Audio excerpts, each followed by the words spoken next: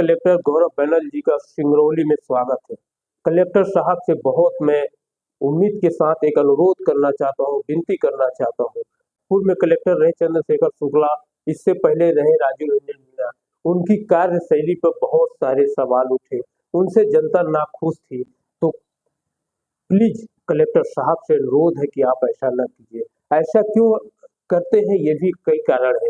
पहला कारण ये है कि कंपनी की क्वार्टर में रहकर फ्री में लाइट, फ्री में पानी पा जाना और कंपनी की भाषा बोलना चालू हो जाता है, इसलिए जनता पे कंपनियों का अत्याचार बढ़ता है। कई कंपनी तो साहबों को बहुत बड़ी बड़ी गाड़ियां दे देते हैं घूमने के लिए, इसलिए कंपनी के खिलाफ कभी एक शब्द नहीं बोल पाते, ये भी एक कारण है। तो माननीय गौरव बनर्जी से अनुरोध करता हूँ कि आप सरकार के बनाए हुए सिस्टम में रहकर सिस्टम के तरीके से सिंगरौली को चलाइए, क्योंकि जी सिंगरौली में बहुत ज्यादा पनप चुके हैं माफिया, गुंडा, चोर। इससे आपको बहुत ही संघर्ष करना पड़ेगा और सिंगरौली के न्याय के लिए, सिंगरौली के लोगों के लिए आपको लड़ना पड़ेगा, क्योंकि सिंगरौली में जितने भी अधिकारी आए हैं तो सिर्फ जनता के प्रति संवेदनाएं खोते हुए कंपनियों को गुलाम बन बैठे हैं।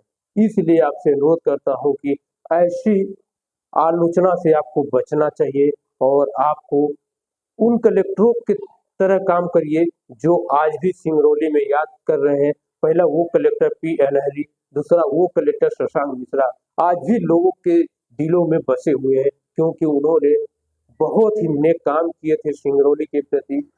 हर मंगलवार को शशांक मिश्रा का एक मिशन था कि जन सुनवाई वार्डों में भी लगवाया करते थे और वहां पे जनता स्वयं पहुंचती थी और इससे भी जनता काफी खुश थी। और उस समय जो भी गलतियां करते थे कलेक्टर साहब कड़ी एक्शन लेते थे, इसलिए आज उनका तारीफ हो रहा है। तो आपसे भी उम्मीद करता हूं कि उन कलेक्टर साहबों की तरह आप भी काम कीजिए।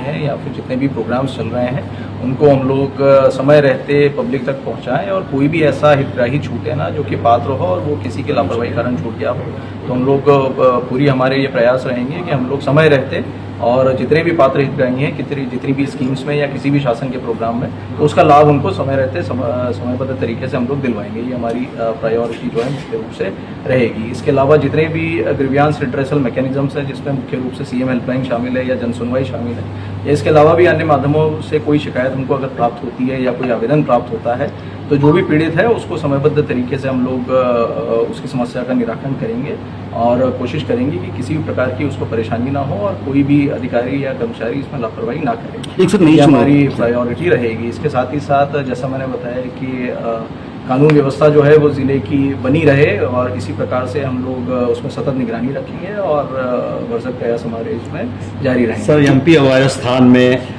कुछ सिरप ऐसी हैं जिन्हें सरकार ने प्रतिबंधित किया, मुख्यमंत्री जी ने आदेश भी किया है, तो क्या सर जिले में भी बहुत देखिए जो भी कई तरह के बिक रहे हैं, जिसमें जो भी शासन के इसमें आदेश आए होंगे, बिल्कुल हमारे जो ड्रग इंस्पेक्टर्स हैं उसका सुनिश्चित करेंगे कि उसका पालन हम लोग सुनिश्चित कराएं और कड़ाई से पालन उसका सुनिश्चित करें। एक नई सर चुनौती है सबके लिए, है सब जगह पे है। हालांकि सोशल मीडिया, आप एक अच्छा काम करते हैं, सोशल मीडिया में उसकी चर्चा शुरू हो जाती है और कई बार आपके अच्छे काम की भी तारीफ नहीं हो पाती।